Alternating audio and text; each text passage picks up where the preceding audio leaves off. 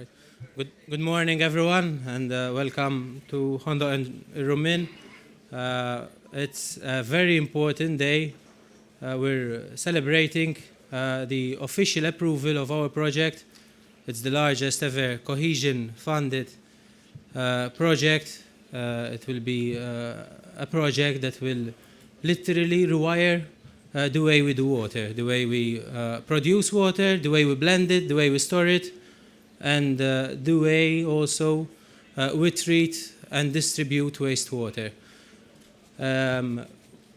I welcome Commissioner Carmenovella and thank him for his presence.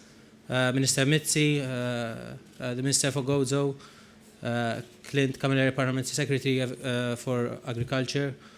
The Parliamentary Secretary Aaron Farrugia for EU funds couldn't be with us, but obviously he also has a big share behind this massive project. With us also we have a representative, David Tag from Jaspers. They've been crucial support throughout this project, and we have Michel Piccinino from ERA and Manuel Sapiano from the Energy and Water Agency. As I'm saying, this is a very big project, and it involved, clockwork cooperation between various government entities, EU entities, to bring us where we are today. I will not go into the details of the project because I'm sure that the other speakers will expand on this, but I'll say a few words about Hondo. Hondo will have a jewel here. It will be the jewel not only for the Water Services Corporation, but at world level. There will not be an RO plant with the efficiency that we will have here. A few weeks ago, there was a storm in Malta, and right here in Hondo Bay, there is the pipeline coming from Chirkawa that supplies Gozo with its fresh water. This pipe was damaged, and it took us roughly around a week to fix it. With this RO, this insecurity will be gone. Not only Gozo will be having higher quality water, but it will have a secure supply that will actually be even able to produce a third more than what is required in Gozo. Another snippet I would like to take from this storm incident is to thank my team. I have a massive team, my directors and also the workers. We've been working day and night on this project, but many take for granted the fact that whilst doing this, we have the burden of the operations. That's a very big responsibility. Whilst we were preparing for the final documents for the approval, for instance, there was this storm that damaged the pipe. We had to wait 4 days for the waters to calm, and in 2-3 days maximum, the supply was restored. Behind it, we have over 1,000 working with us. And I must say that, like myself and my management team, and probably I speak also on behalf of my minister, we're proud of our workforce. And we're in a position to be here today to announce this massive project thanks to the hard work of everyone. So again, I'll stop here, and I think I'll be followed by Parliamentary Secretary Clint Camilleri, that is also supporting us greatly on the agricultural side. We're bringing water for the agricultural sector, and even the Minister for Gozo is doing incredible work supporting the corporation. And Minister Mitzi, he created the environment for this project to happen. He gave us the space to work, the space to be creative, because there are, big engineering ideas behind what is being done. And obviously we're very grateful that the corporation is being given both the resources, we're speaking about 130 million euro of EU funds, and the space to be able to bring about these projects. Thank you. Clear.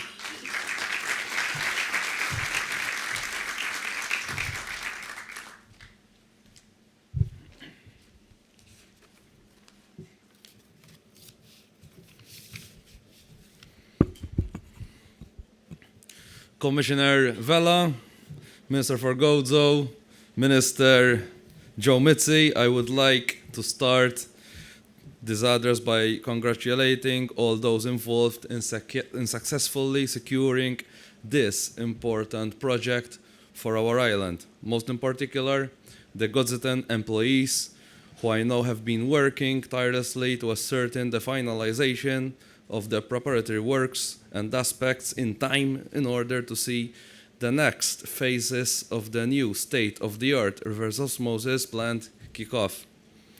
The project will not just deliver a plant. This investment will essentially deliver a source of better quality and cleaner tap water for Gozo. Our aspiration as Gozitans is to see Gozo become more economically sound with reliable, efficient, and robust infrastructure. We as a government want investors, tourists, and other stakeholders to choose Gozo also as their primary destination. We want to provide our children a future on this same island, and hence why, as a government, we are giving infrastructural projects such a big priority. On various occasions, we speak about improved connectivity between the islands, and it is true that in order for Gozo to progress forward, we need to invest heavily in such related projects. However, in order to be able to realize our aspiration of becoming a destination of choice, we need to have the core infrastructure up to the highest standards. The security of an improved water supply and the fact that Gozo will become self-sufficient in this aspect is most probably the important element that this project will deliver.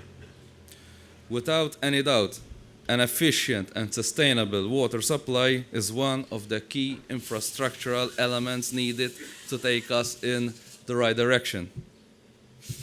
It is also positive to see such a wide portfolio of investment being financed also through EU funding. This again shows that it is actually crucial infrastructure elements such as water, resources, and supply. The government not only has a plan but also a vision. Apart from this state-of-the-art plant in Gozo, with an investment of 11 million euros, the Ministry for Energy and Water has proactively invested heavily in other plants and various projects, even in Malta. Most notably, I must state that from all the projects undertaken, the new water investment was the most important for the sectors under my responsibility. And I assure everyone that as time goes on, more and more farmers are requesting this water. The more we invest in the distribution of this water, I am confident that the more farmers will actually utilize this water as high demand water and substituting also groundwater. I am confident that similar successes achieved by the Water Services Corporation through the implementation of the new water project, this project will prove to be another iconic project for the corporation and thus for all us Maltese and Gozitans. I thank you all.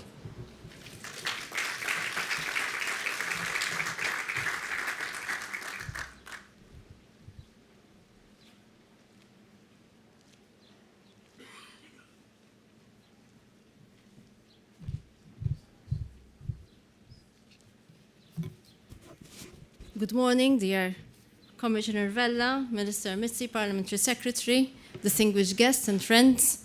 It is a pleasure for me to be here with you today, especially with you, dear Commissioner, and dear colleague, Minister Mitzi, Minister for Energy Water, for the official approval of the Hondo Irumin reverse osmosis plant here in Gozo, which forms part of the Towards a Net Zero Impact Utility project that is co-financed by the European Union. The Net Zero Impact Utility project is a multifaceted program that includes the upgrading of all RO plants, the overhaul of the distribution infrastructure and blending system, the production of new water, the upgrading of underwater sewage mains, and, of course, the building of this RO facility here in Gozo.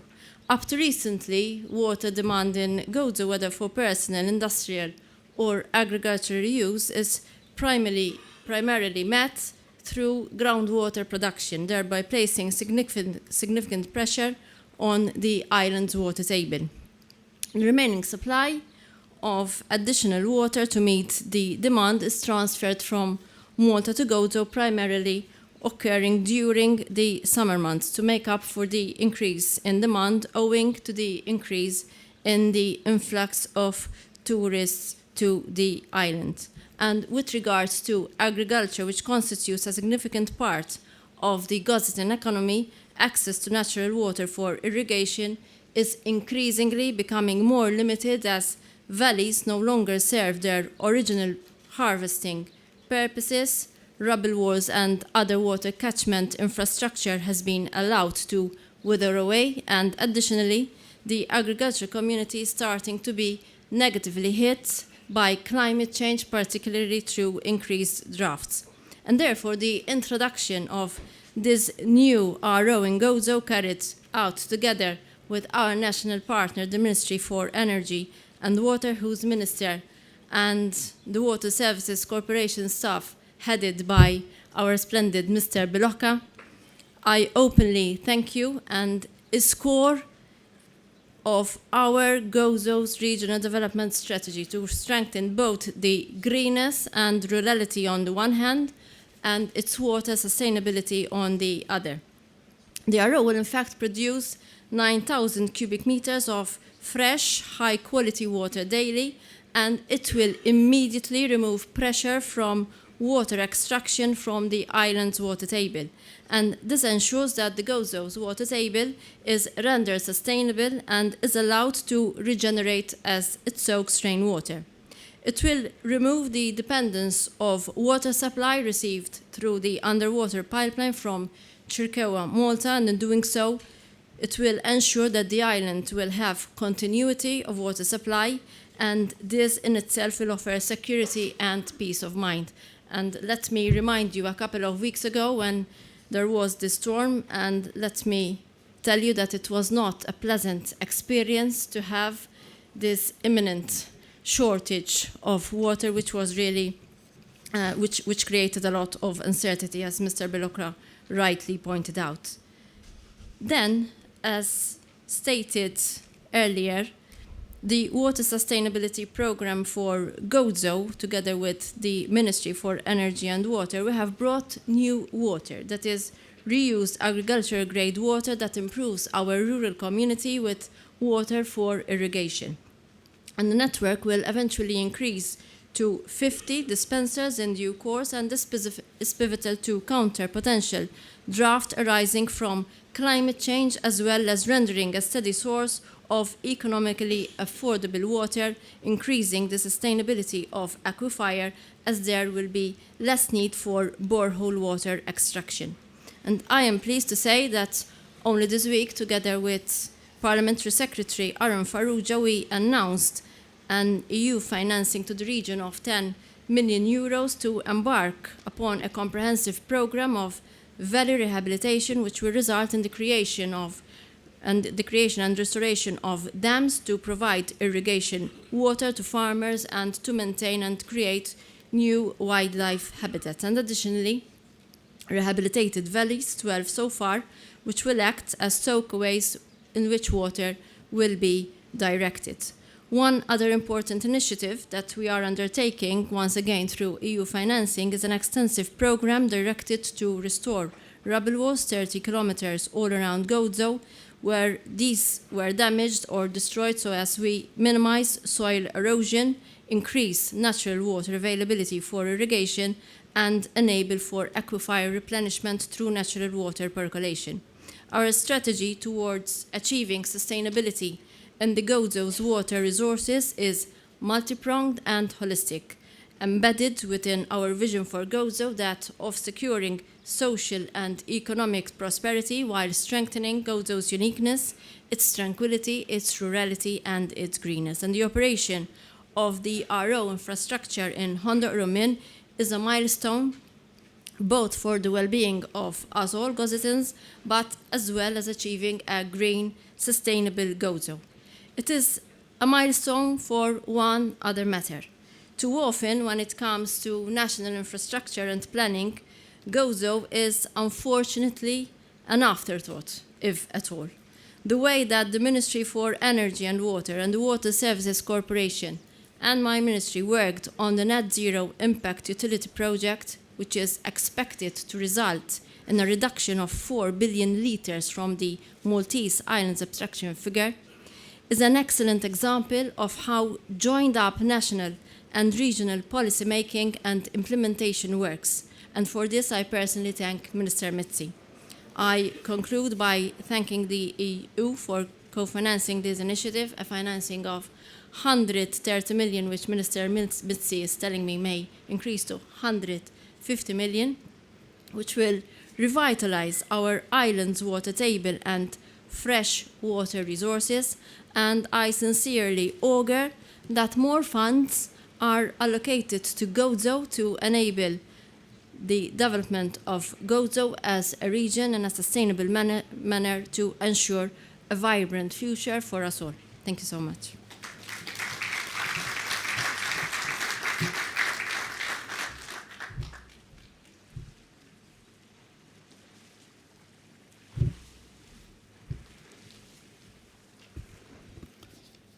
My friend, Commissioner Vella, honorable colleagues, distinguished guests, good morning, and thank you for being here this morning with us to celebrate the culmination of extensive months of hard work. Today we are witnessing an excellent achievement. Not only this project was fast-tracked for approval by EU institutions, but it is being regarded as a blueprint in the water sector. Let us not forget from where we departed. I still remember one of the first meetings where I insisted with the management of the corporation that the project should be given a top priority. I asked for a project that is based on the highest environmental standards. One that improves the service and product delivered to the public. And a project that, whilst doing this, reaches better energy efficiency that also safeguards the water table. I must admit that I am now delighted that my direction was followed to the word. We also need to recall the tremendous amount of the project preparations work. This included projections up to 2050, detailed cost-benefit analysis, and extensive environmental studies. Officers within the Water Service Corporation worked relentlessly towards the completion of these complex studies. They worked as one team, also cooperating with all other local authorities and stakeholders. And for this, I would like to thank them for this work and also thank JASPERS, the EU Commission's consultants, for their great input. Thank you. I've personally met JASPERS on a number of times, and I fully acknowledge that their contribution brought impressive added value to the project. What is also remarkable is that my direction to plan ahead was fully adhered to. We are here today commemorating this important announcement when, instead of speculating on when works will be starting, we can witness concrete progress on the ground on main project elements. The 11 million euro Hondo reverse osmosis, which will deliver 9,000 cubic meters of high-quality water a day to GOZO, has had already its 6 seawater intake, 100-meter deep wells executed, and work is now underway on the seabed outfall. The reverse osmosis machinery is being produced, and renovation works on the building will start within days in the coming month. The 33 million euro Pembroke to Ali tunnel, which will improve efficiency and water quality in Malta, is also progressing with multiple drilling machines working on different sections of the tunnel. The 11 million euro potable water extension in the outskirts of Randy and Sicciwi is in an advanced stage, and within a few months, entire sections of this project will start being put online. Sewage improvements are being implemented, with works having this month started on the 1.2 diameter pipe upgrades in the central area of Malta, and Horizontal direction drilling is progressing in the Dingley Rabat area. On the new water side, we are currently reconstructing a number of reservoirs in the south of Malta and implementing around 30 million euro worth of trenching to extend the network in Gozo, north and south of Malta. In short, we are implementing improvements through a project that will exceed the euro 130 million mark and most likely approach the euro 150 million mark if more funds are secured. I hope that we will succeed the 150 million, but that depends on the funds available. To the end, I would like to thank again the corporation's workforce.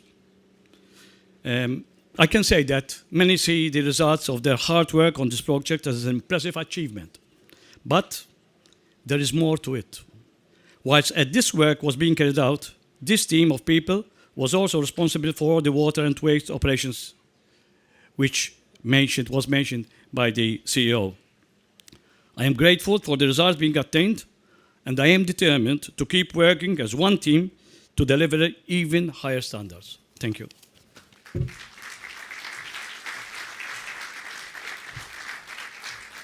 Thank you, Minister Mizzi. I would like to welcome now on stage Commissioner Carmen Novella. And thank you for being here with us. Thank you. Thank you very much, ministers, parliamentary secretary, mayors, representatives of the various environmental organizations and JASPERS. First of all, a very good morning to all, and I have to say it's always a pleasure to be in Gozo, and even happier to be in Gozo to witness the start of this important project. A project of high relevance to the Gozitans and Maltese as well, and that's certainly the case for this project today. It clearly has the potential to transform the water landscape of our islands. So we have a lot to celebrate today and a lot to look forward to on many fronts. I still remember in the early 80s, 81, 82, when I was Minister for Public Works, that we had installed and commissioned the first reverse osmosis plant in our Lapsi, and I have to say that since then Malta has come a long way. This project will continue to upgrade both the capacity as well as the efficiency of both the water production as well as the water distribution.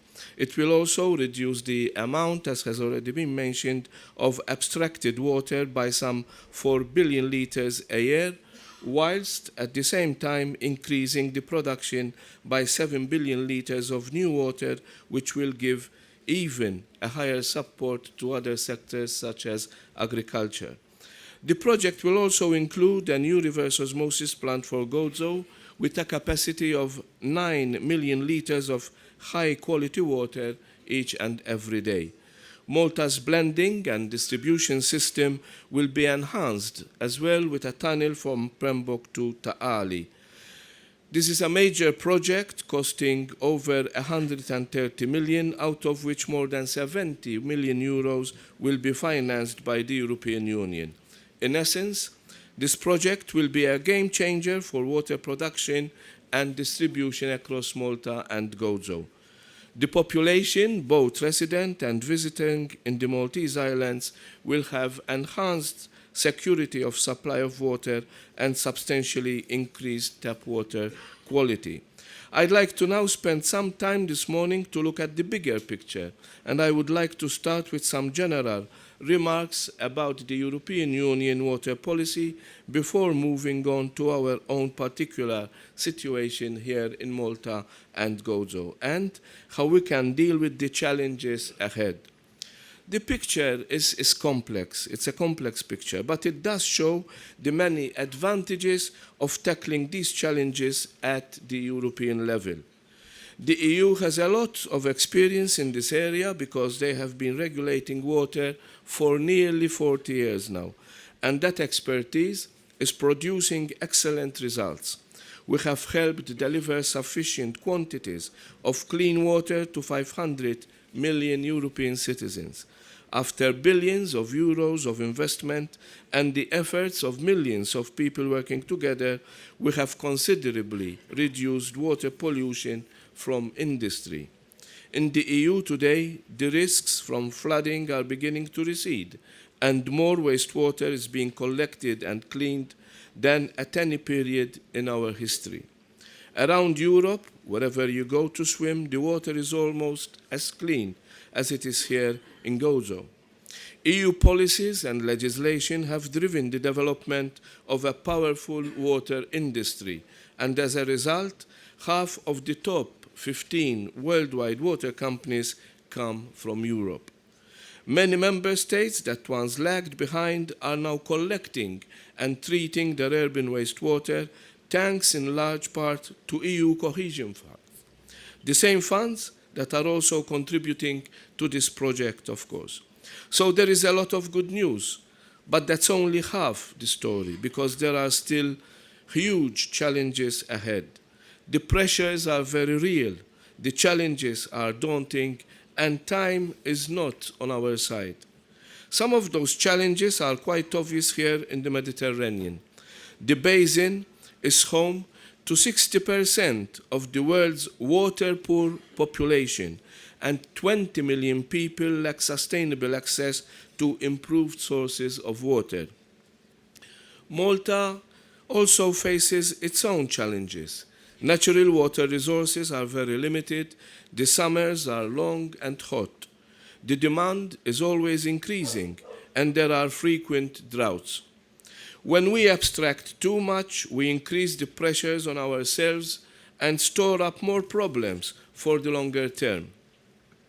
The Commission has been following Malta's progress very carefully, and it has looked very carefully at the plans, at the projects and initiatives to tackle the short and the long-term challenges. In February, the Commission published its assessment of Malta's second water catchment management and flood risk management plans. It recognized that Malta has made important progress in implementing EU water legislation. But it also noted a number of remaining challenges, not least the need for more targeted measures to address pressures. Right at the top of the list is optimizing the efficiency of water management and finding ways to reduce demands for abstracted groundwater. The Commission also pointed out the need to improve access to water and to put in place more efficient distribution channels and treatment plants. At the beginning of April, the Commission published its second environmental implementation review. We call it the EIR for short. It's a snapshot of how Europe's environmental laws are performing in practice, of what's working and where we need to do more work. There are reports on each and every member state, including Malta, of course. If you haven't seen it, I highly recommend getting hold of a copy of the EIR because it makes for very interesting and informative reading. It covers all the main areas of environment policy, from waste and air quality to digitalization and nature protection. But what matters today are the findings on water. For water quantity, it concludes that several actions are needed. Malta needs to continue its work on completing the monitoring schemes for the quantitative status of groundwater. This is straightforward planning. If you want to manage a resource, you need to have all the relevant information at hand. And there are quality issues as well. The report recommends stronger controls and properly enforced measures to reduce nitrate pollution. Too much runoff from farm manure is getting into the collection systems, and too much seawater intrusion is affecting compliance with the Urban Wastewater Treatment Directive. These water challenges are also picked up in a further report from the European Commission, the country report for the European semester. This is the annual analysis that the Commission does of each member state's budget plans and its macroeconomic and structural reforms, a report proposed by the Commission but endorsed by the Council. The semester report comes with an annex which proposes investment priorities for the cohesion policy, and, as I'm sure you have guessed, one of Malta's priorities is improving the efficiency of Malta's water management system. So as I said at the beginning, it's a great pleasure to see Malta taking these issues so seriously and addressing so many of them with this project. It won't solve all the problems, but it is clearly a major advance in the right direction. As you know better than most, ladies and gentlemen, we are nothing without water. It underpins all societies, all commerce, all life on earth. World leaders have all made major commitments to protect it. Sustainable Development Goal 13 is an explicit requirement to combat climate change. Goal 14 is an obligation to conserve the oceans and ensure their use is sustainable. And Goal 6 demands the sustainable management of water for all. The SDGs are not a luxury, they are the precondition for a sustainable future. The task now is to ensure that these impressive commitments are translated into action on the ground, to ensure that governments, private companies, and civil society all work together to deliver these commitments, changing people's lives for the better. That also means true investment, and that's especially the case today. Today, the investment seems like a huge amount of money, but tomorrow we will reap the benefits many times over. This is the European Union at its best, our cohesion policy in action, providing support to make practical improvements. And there is nothing more practical than securing quality drinking water. And with Richard at the helm, I think this project is in very good hands and we will soon be reaping its results. Thank you all for being here. Thank you very much.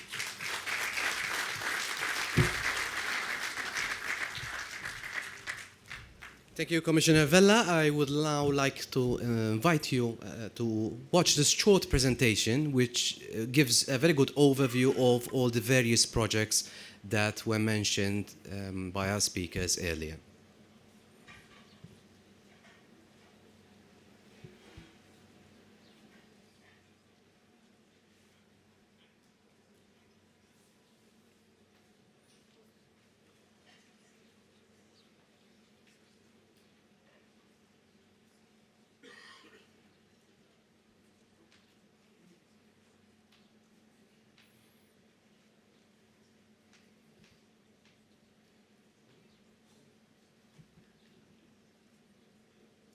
Okay. Although the drinking water produced by the Water Services Corporation meets all the relative WHO, EU and Maltese standards, its taste, however, has been the centre of debate for decades. The chlorides and minerals in the final blended water supplied to customers give tap water a hard taste. The Water Services Corporation has started a number of important upgrade projects that will increase tap water quality and encourage more people to use it for drinking purposes, rather than resorting to bottled water. Moreover, and more importantly, this process will lead to much better efficiency, both in terms of production and distribution, and also in relation to the sustainable management of the aquifer. These wide-ranging and complementary EU-funded projects, amounting to over 130 million euros, will revolutionize the way water is produced and distributed across Malta and Gozo. Let's have a closer look. 1. An upgrade of all RO plants to increase efficiency, capacity and product quality. Reverse osmosis specific energy requirements will go down by 8.1%. 2. A reduction of 4 billion litres per year in terms of the corporation's groundwater abstraction figure will be registered. 3. Spatially dispersed and electronically controlled groundwater abstraction to improve quality and further safeguard the aquifer. So rather than abstracting groundwater from a few boreholes and galleries, many more boreholes will be brought online. Real-time remote monitoring will ensure optimum operational needs and aquifer condition. 4. A new RO plant is being built in Honda Arumin in Gozo, housed in an existing building to avoid environmental issues. It will produce 9 million litres of water a day, eliminating the dependence on an existing undersea pipe from Chirkawa. Gozo residents can also expect better tap water, whilst groundwater abstraction will be drastically reduced. 5. Malta will see an overhaul of the distribution and blending system. A large underground tunnel is being drilled from Pembroke RO to the Ta'ali group of reservoirs. This 9.4 kilometre tunnel will have a 1,200 millimetre diameter main to convey pure desalinated water to Ta'ali to increase groundwater blending potential. Another 800 millimetre pipe will convey blended water back to the central part of the island, where a centralised hub feeding via gravity and boosters will give quality water to consumers effectively and efficiently. Because the pumped water from Pembroke to Ta'ali will rise only around 100 metres instead of the current 125 metres, the corporation will save around 3.5 gigawatts of energy and €400,000 per annum at current energy prices. This increased efficiency will mean around 1,800 tons less CO2 into the atmosphere every year. This new connection between Pembroke and Ta'ali will drastically reduce lime dosing. At present, ultra-pure desalinated water, which is slightly acidic, is treated with lime and alkaline to neutralize its corrosiveness. However, the corporation will now be able to pump this aggressive desalinated water to Ta'ali, where it will be blended with groundwater which is naturally alkaline, thereby eliminating the need for current dosing models. This simple and elegant solution will bring about significant savings and better environmental performance. 6. New potable water mains are being laid in the Sajiwi area to feed consumers with high-quality blended water, which will become available through the already mentioned projects. 7. Boreholes in the Sajiwi area will be combined and their output transferred to reservoirs to be blended with reverse osmosis water. 8. Second-class new water production has increased and more distribution mains laid to ensure its widespread use instead of groundwater, with a production of 7 billion litres of new water and over 400 dispensers for agricultural use. This will be a game changer in the management of Malta's aquifer, safeguarding the water table for future generations. A number of projects to rectify problems in the sewer network are also underway. 1.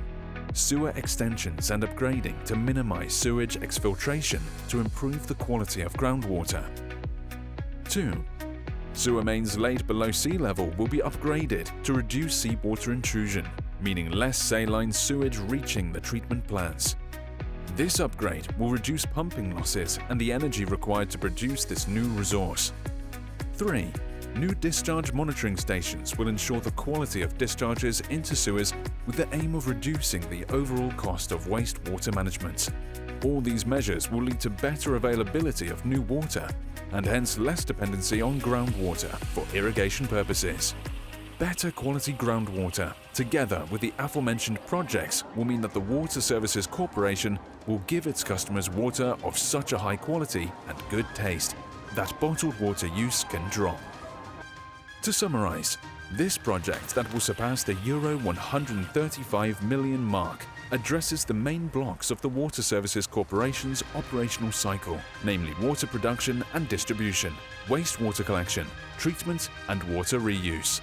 Overall, it will substantially increase the quality of tap water, reduce carbon emissions, increase efficiencies, and safeguard Malta's groundwater resources.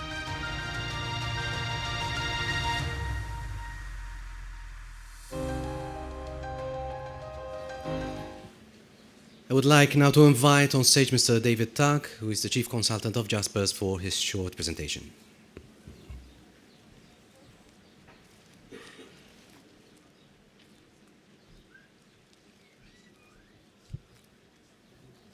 Thank you, everybody.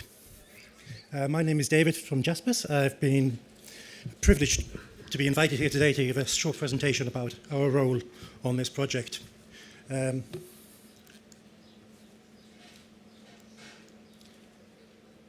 slide obviously hasn't worked. Oh. Jaspers, if many people here will never have heard of us, we were an organisation set up by the Commission and we work within the European Investment Bank. We're here to help member states gain access to European financing Jaspers has been around now for 10, 12 years. We have approved over 600 projects and over 60 billion in EU investments throughout the many member states, mostly in Eastern Europe, but also in Malta. And I must apologise about that map. I think there's something missing of it. But I couldn't find a map when that was Jasper's presentation with actually Malta on it. So sorry about that. But we do care about Malta. Jaspers itself is split up into two divisions.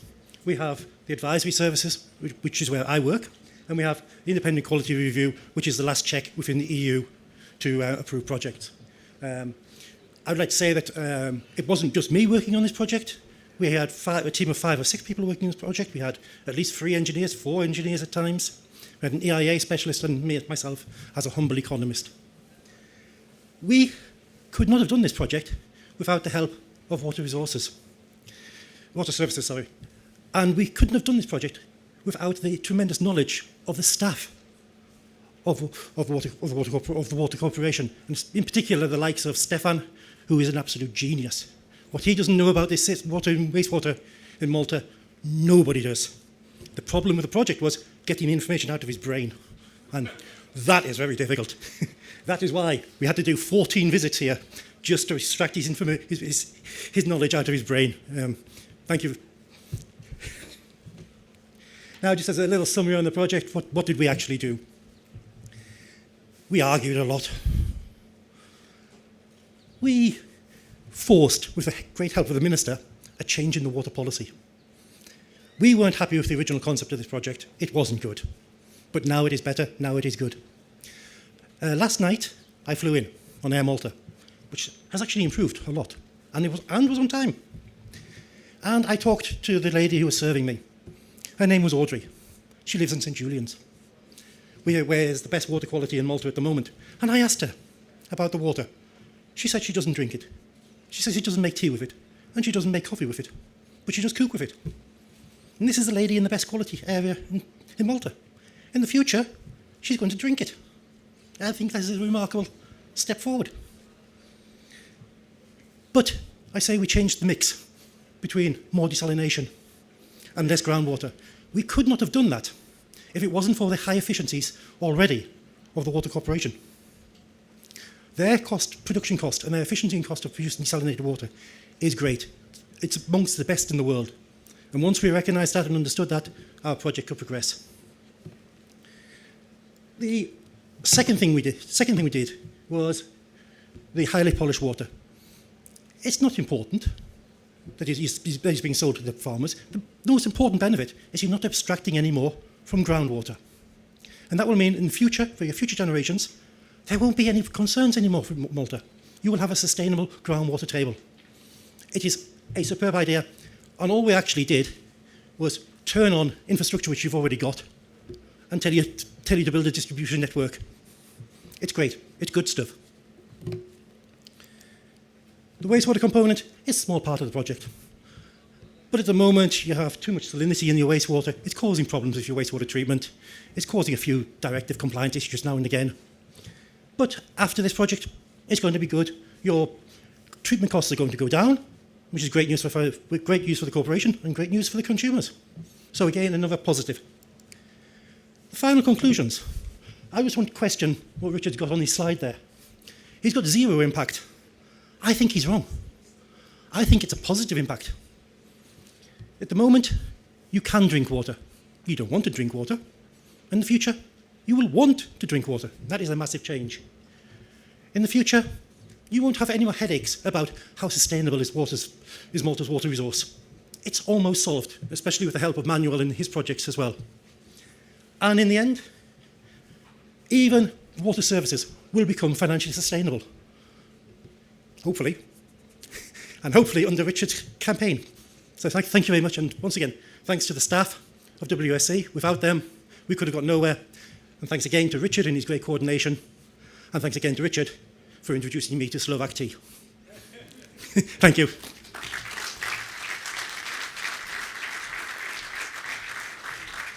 Thank you very much, David. Now for our final remarks, I would like to invite on stage Ms. Michelle Puccinino from ERA, followed by Mr. Manuel Sapiano from EWA.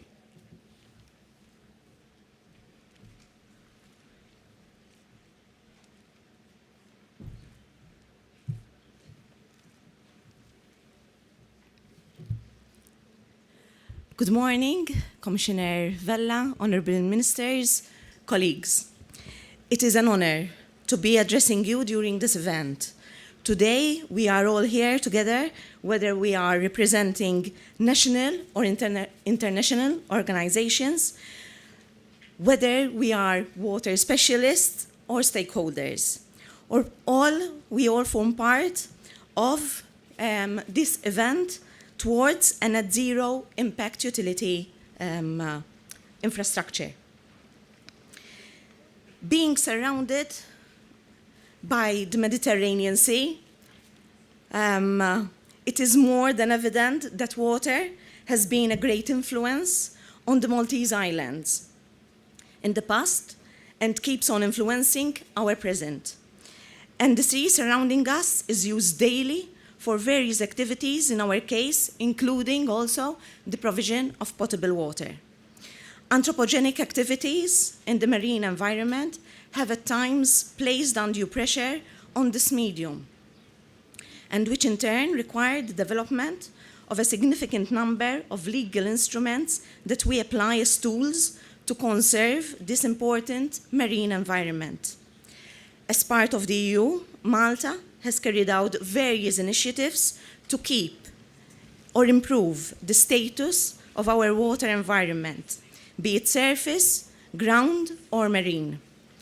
And like other member states, Malta has also worked hard in order to designate a number of marine protected areas and special protected areas in order to protect these resources. In fact, I am also proud to say that thanks to the continuous work of various entities, including ERA, we have almost a third of our waters within the Maltese jurisdiction, which is already protected. The chain of designation, management, and monitoring phases will see us faced with both challenges and successes that we are all set and ready to face, so as to sustainably protect our environment. And this project is a case in point. Ensuring success in the management of marine protected areas hinges on support from all stakeholders, making use of the marine environment. These sites offer Malta something to be proud of, as we all can see in this environment.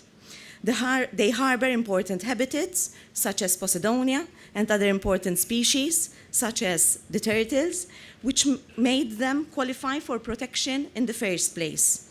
Now it becomes our job to manage these sites accordingly, to ensure they retain their marked environmental quality and continue to provide us with the most basic and important resource. However, ERA is not responsible to designate and plan the management of protected areas. As the main regulatory body, ERA is responsible for issuing of permits in 3 different streams, including industrial, nature, and waste management. These are required in order to safeguard the environment from impacts arising from activities. The infrastructure proposed here by these projects all undergo the process for screening under the environment regime. Most qualify and are covered by environmental permits to regulate their construction and operations. During the operation, studies are undertaken for these infrastructures are not only intended to meet the requirements of the EU obligations, but also to ensure that the works are actually carried out with the least impacts on the local environment, safeguarding it from pollution of uncontrolled emissions. The operations of such infrastructure are also controlled through environmental permitting and general binding rules, while particular activities may also be controlled under the Industrial Emissions Directive. The intention is to regulate and monitor such activities to ensure a healthy environment for the well-being of our communities. I conclude by underscoring that it is essential that while it is evident that one recognizes the beauty of our environment, we are all to recognize the importance of regulatory regimes to ensure protection of our resources and as an assurance for our future. Thank you.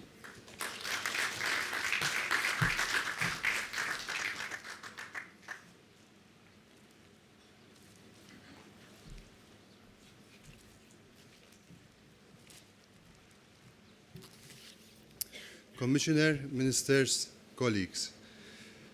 Well, we need to put this project within also the national policy perspective for water management. And if we look at our policies, and we have to be pragmatic in our country, our first statement with regards to water policy is that, unfortunately, nature does not give us enough water resources. And therefore, we have to produce water. And if I would state our policy, our water policy in a very short term, I would say that we have to conjunctively use supply augmentation, therefore produce water, and the demand management, use water more efficiently to meet the demand, and more than just meet the demand, to meet water demand in a sustainable manner. And in fact, when we look at this project, it is actually doing this in practice. The major investments highlighted broaden our national resource base. They invest in new water resources, in alternative water resources, therefore reducing our dependency on groundwater and tangibly ensuring its protection. Water Services Corporation is by far the major player in the national water cycle. It mobilizes around 70% or more of all the water used in Malta. And hence the importance of this project, because it operates at different levels. It operates at the core function of the corporation, which is intended to provide a high level of service to its consumers.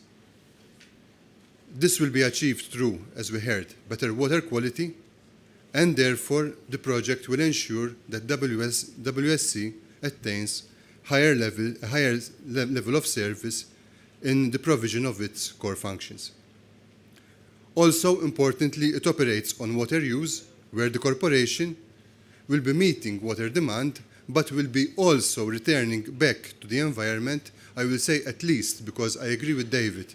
We start with a net zero impact, but we're progressively achieving a positive impact because we will be returning back to the environment the same volume or more as the corporation will be taking. And this through efficiency, water demand management, through a hierarchy of measures, through supply substitution by new water, and also through direct and indirect recharge. And also, through to the water energy nexus, ensures that the operations of the corporation do not result in increased energy demand and hence more emissions, and therefore also from a broad environmental perspective, a more sustainable operational water utility. In addition to this, one has also to highlight increased investments in renewable energies. What is important is that we need to look at the philosophy of this project. It will transform water services. It will transform water services from a conventional utility which produces water, distributes it, collects it, and treats it, to a next generation utility which can undertake its role with full respect to the surrounding environment. I am proud that the Energy and Water Agency, which I lead, has worked with WSC under the guidance of Minister Mitzi to develop this new framework. This new framework which will transform WSC in one of the first water utilities in the European Union, which will adopt this comprehensive approach, this comprehensive operational model, and therefore once more we can see water services, we can see Malta leading the way in how water service provision can be transformed in not just Malta, but also the EU, to ensure that this practice, which is important for our daily life, is undertaken in an increasingly more and more sustainable, environmentally and financially manner. Thank you.